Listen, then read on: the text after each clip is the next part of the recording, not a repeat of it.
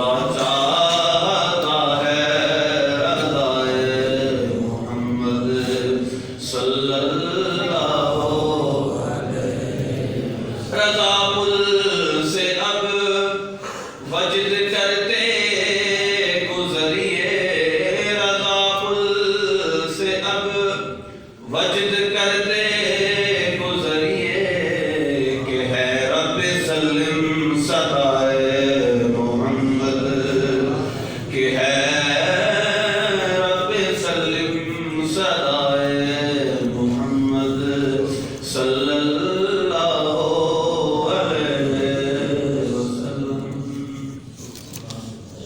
محترم سامعین کرام، میلاد پاک کی حقیقت کے حوالے سے میں نے چند باتیں آپ کے سامنے رکھ کرنی، بڑی توجہ سنیے گا۔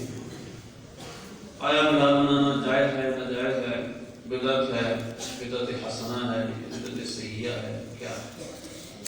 ہمارے دور کا سب سے بڑا عمل یہ ہے کہ بات کرنے کے لیے ہمارے پاس کوئی میرٹ نہیں، تو بات کر رہا ہے وہ عالم دین ہے، اس کے پاس مطالعہ ہے، وہ یوٹیوب پہ جو ویڈیو بنا رہا ہے، فیس بک پہ جو کمنٹس کر رہا ہے، کیا اس کے پاس پراپر نالج ہے قرآن پاک کا، حدیث مبارکہ کا، اصول دین کا؟ نہیں۔ یقیناً آپ جواب دیں گے بہت سو میں سے شاید ایک ہو۔ باقی سب جو ویڈیو بنا رہے ہیں، جو شیئر کر رہے ہیں، ان کا مقصد اپنی ذات کی تشکیل ہے، سامنے یہی ہے، نظر یہی ہے، اپنی ذات کی تشکیل کے علاوہ کچھ نہیں۔ اللہ نے تو قرآن کو حکم دیا فَاسْأَلُوا أَهْلَ الذِّكْرِ إِن كُنتُمْ لَا تَعْلَمُونَ، اگر تم نہیں جانتے تو علم والوں سے پوچھ لو۔ اگر آپ کو کوئی تشویش ہے، اگر آپ کو کوئی کسی بارے میں آپ کا ذہن تنگ ہے تو آپ کسی علم والے سے پوچھیں، علماء اہل سنت سے رجوع کریں کہ آپ اس مسئلے میں یہ کہتے ہیں، آپ کے پاس دلیل کیا ہے؟ یقیناً آپ کو مطمئن کریں گے۔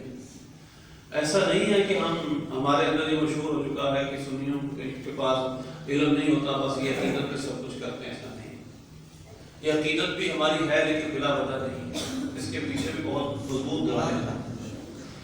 یہ ہماری عقیدتیں صرف آنکھیں بند کر کے نہیں ہیں، لیکن ایک بات یہ ہے، ایک بات اور بھی دیکھ لیں، ہمارے دور میں جہاں پر ایک بات بڑی مشہور ہو چکی ہے اور بڑی نیند آتی ہے، ہم لاجک سے سمجھیں گے، ہم ریشنل لوگ ہیں، ہم عقل سے بات کرتے ہیں، ہم وہ بات کرتے ہیں جو انسانی عقل میں آئے ہیں۔ یہ آپ کی باتیں وہاں تو ٹھیک ہیں جہاں پر اسلام نے اجازت دی، لیکن جہاں اسلام نے اجازت نہ دی ہو وہاں درست نہیں ہے۔ اللہ نے ابراہیم علیہ السلام کی تعریف کیا ہے؟ اذ قال له ربه اسلم قال اسلمت لرب العالمین۔ اللہ نے ابراہیم علیہ السلام سے فرمایا گردن رکھ دو، انہوں نے عرض کی اللہ میں نے گردن رکھ دی، پھر آگ میں کود گئے، بیٹے کو ذبح کرنے کے لیے تیار ہو گئے، وہ کام کر دکھایا کہ انسانیت حیران ہے۔ انہوں نے اپنے رب کے حکم کے سامنے گردن رکھ دی۔ تو لہذا عقل کا استعمال، لاجک کا استعمال وہاں ہو سکتا ہے جہاں ہماری شریعت نے اجازت دی، جہاں ایمانیات کی بات ہے، اللہ کو رسول کو ماننے کی بات ہے، اس کا تعلق ہی غیب سے ہے۔ مثلا ہم قرآن پاک میں پڑھتے ہیں الذین یؤمنون بالغیب، وہ جو غیب کو مانتے ہیں، غیب پر ایمان رکھتے ہیں، ایمان کا تعلق ہی غیب سے ہے۔ ایک آپ بات ذکر کریں، جتنی بھی ایمانیات کی چیزیں ہیں، اللہ پر ایمان، فرشتوں پر ایمان، رسولوں پر ایمان، آخرت پر ایمان، اچھی بری تقدیر پر ایمان، ان میں سے کوئی شے بھی آپ اپنی عقل سے نہیں سمجھ سکتے۔ انسان کے 5 حواس ظاہرہ ہیں، 5 باطنہ ہیں، جدید سائنس میں 3 ہیں، باطنہ ہیں، یعنی 3 دماغ کے اندر انسان کے حواس ہیں اور 5 باہر ہیں، دیکھنا، سننا، سونگنا، چکھنا اور اسی طرح سے چھونا۔ یہ حواس 5 سینسز انسان کے، جس سے انسان چیزوں کو سمجھتا ہے۔ ہم مجبور ہیں اپنا علم حاصل کرنے کے لیے ان 5 چیزوں کے، اور جو ایمان ہے، ایمان نام ہی ان 5 چیزوں سے جو ورا ہے، جو بلند ہے، جن کو ان 5 حواس سے نہیں سمجھا جا سکتا، ان کو ماننے کا نام ایمان ہے۔ کوئی دنیا کی جتنی مرضی ٹیکنالوجی استعمال کر لی جائے، فرشتوں کو نہیں دیکھا جا سکتا، فرشتوں پر ایمان کا ہوگا۔ اسی طرح یہ ہو سکتا ہے فرشتوں کو اللہ تبارک و تعالیٰ چاہے تو کسی شکل کو دکھا دے. اسی طرح برزخ مرنے کے بعد کی زندگی چاہے تو اللہ دکھا بھی دیتا ہے. بعض اوقات قبریں کھل بھی جاتی ہیں, معاملات کھل بھی جاتے ہیں, لیکن ہے کہ ہم پر ایک غیب رکھا گیا. اس کو ماننا ضروری. ہم اپنے حواس سے, اپنی جستجو سے اس کو نہیں جان سکتے. اپنے حواس سے ظاہرہ, اپنے حواس سے باطنہ میں سے کوئی بھی استعمال کر لے ہم نہیں سمجھ سکتے. آخرت کو, نہ اللہ کی ذات کو, نہ فرشتوں پر, نہ رسولوں کی رسالت کو. جو رسالت جو وحی کے ذریعے آتی ہے, جو وحی آتی ہے فرشتوں کے ذریعے آتی ہے, ہم عقل سے کیسے سمجھ سکتے اس کو؟ ہمارے حواس اس تک نہیں پہنچ سکتے. تو لہٰذا ایک بات اپنے ذہن میں بٹھا لیں, جتنے بھی ایمانیات ہیں, جو ایمانیات ہے جس کا اللہ رسول نے ایمان لانے کا حکم دیا ہے, وہ تمام کی تمام باطنی ہیں, غیب ہیں. اس کو ہم دیکھ نہیں سکتے, ہم سن نہیں سکتے, ہم سن نہیں سکتے, ہم چکھ نہیں سکتے, ہم چھو نہیں سکتے. ایک بات اپنے ذہن میں بٹھا لیں, انسان ہم اتنے مجبور ہیں, ہم تو اتنے مجبور ہو گئے. اب ہماری جو لاجک ہے نا, اس کو بھی اگر آپ پوری دیں گے, یہ بھی بیسیکلی ہم نے تھوڑا سا اپنے آپ کو سمجھانے کے لیے رکھا ہوا, وگرنہ ہم اس کائنات میں شاید پورے طریقے سے کوئی چیز نہ سمجھ سکیں. یہ کائنات اتنی بڑی ہے, اتنی بڑی ہے, اس میں کروڑوں کہکشائیں ہیں. ہماری ملکی وے جو ہمارے کہکشاں ہے, اس کے اندر کروڑوں سیارے ستارے ہیں, اور اس کروڑوں سیاروں اربوں سیاروں میں, اب پوری کائنات میں اربوں سیارے ہیں. زمین اس طرح ہے ان تمام سیاروں کی موجودگی میں جس طرح کے تھر صحرا کے اندر ایک ریت کا ذرہ ہو. اب تھر کے اندر اتنا ایک ریت کا ذرہ, وہ ہماری زمین کی حقیقت ہے اس کائنات کے مقابلے میں, اس وسیع کائنات کے مقابلے میں. اب اس ایک ریت کے ذرے کے آپ مزید 6 ارب حصے کریں, ایک ریت کے ذرے کے آپ مزید 6 ارب حصے کریں, تو ہم جو دنیا میں موجود ہے تقریباً 6 ارب انسان ہیں. ہمارا اس کائنات میں حصہ کیا ہے, ہم کتنے بڑے ہیں؟ آپ تھر صحرا کی ریت کا ایک ذرہ اٹھائیں, اس کے اربوں حصے کریں, 6 ارب حصے کریں, 6 اربواں حصہ ہم ہیں.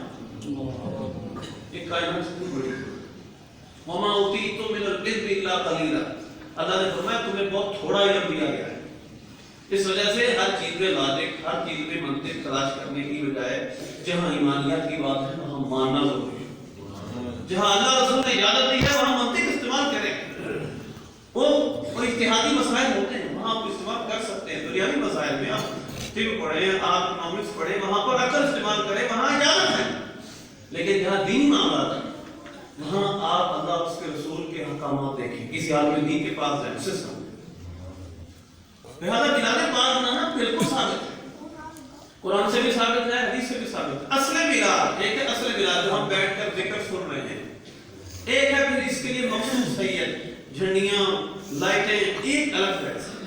لیکن اصل بلال یعنی بلال پاک پڑھنا, حضور پاک صلی اللہ علیہ وسلم کی ولادت کی بات کا ذکر کرنا ہی اللہ سے بھی ثابت ہے, قرآن سے بھی ثابت ہے, حضور پاک صلی اللہ علیہ وسلم کے صحابہ سے بھی ثابت ہے.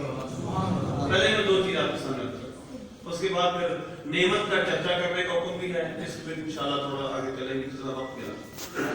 اب اللہ تبارک و تعالیٰ قرآن پاک میں حضور کا ذکر ایسے کرتا ہے, وَإِذْ أَخَذَ اللَّهُ مِيثَاقَ النَّبِيِّينَ لَمَا آتَيْتُكُم مِّن كِتَابٍ وَحِكْمَةٍ ثُمَّ جَاءَكُمْ رَسُولٌ مُصَدِّقٌ لِّمَا مَعَكُمْ لَتُؤْمِنُنَّ بِهِ وَلَتَنصُرُنَّهُ قَالَ أَقْرَرْتُمْ وَأَخَذْتُمْ عَلَىٰ ذَٰلِكُمْ إِصْرِي قَالُوا أَقَرَّرْنَا قَالَ فَاشْهَدُوا وَأَنَا مَعَكُم مِّنَ الشَّاهِدِينَ فَمَن تَوَلَّىٰ بَعْدَ ذَٰلِكَ فَأُولَٰئِكَ هُمُ الْفَاسِقُونَ أَفَغَيْرَ دِينِ اللَّهِ يَبْغُونَ وَلَهُ أَسْلَمَ مَن فِي السَّمَاوَاتِ وَالْأَرْضِ كُلٌّ لَّهُ قَانِتُونَ.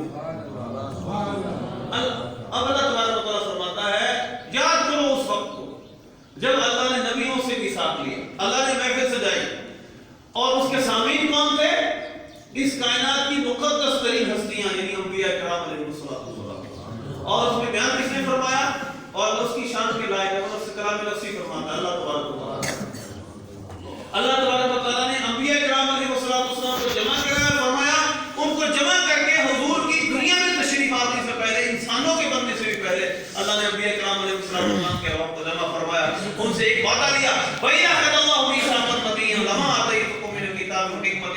اللہ نے فرمایا میں تم سے وعدہ لیتا ہوں, میں تم کو کتاب بھی دوں گا, تم کو حکمت بھی دوں گا, تم کو یہ انعام دوں گا, تم کو کتاب بھی دوں گا, نبی بھی انعام دوں گا, حکمت بھی عطا کروں گا. ثُمَّ جَاءَكُمْ رَسُولٌ, پھر میرے پاس تمہارا ایک رسول آئے گا.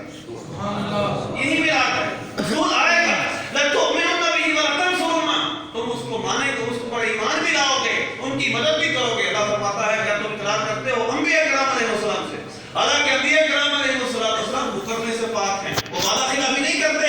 اس کے بعد کی شان کو بیان فرماتا ہے. کیا تم اقرار کرتے ہو؟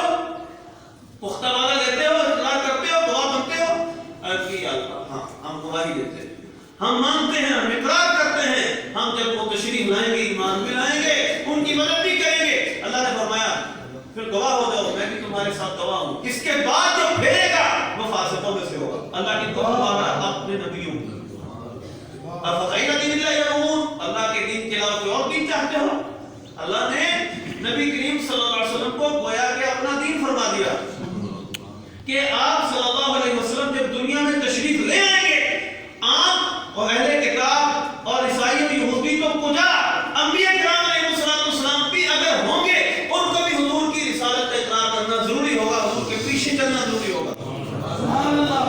وائر دنیا میں نعرہ تکبیر، نعرہ رسالت، نعرہ تحقیق، نعرہ حیدری، نعرہ غوثیہ. مولا علی کرم اللہ تعالی وجہہ الکریم کا قول لکھا ہے، جو بھی نبی دنیا میں آیا، جو بھی نبی دنیا میں آیا، اللہ نے جب اس کو بھیجا ہر ایک نبی سے وعدہ لیا. یہ تو اجتماعی وعدہ تھا، اجتماعی حضور کا ذکر تھا، اجتماعی طور پہ حضور کی آمد کا ذکر تھا. جب اللہ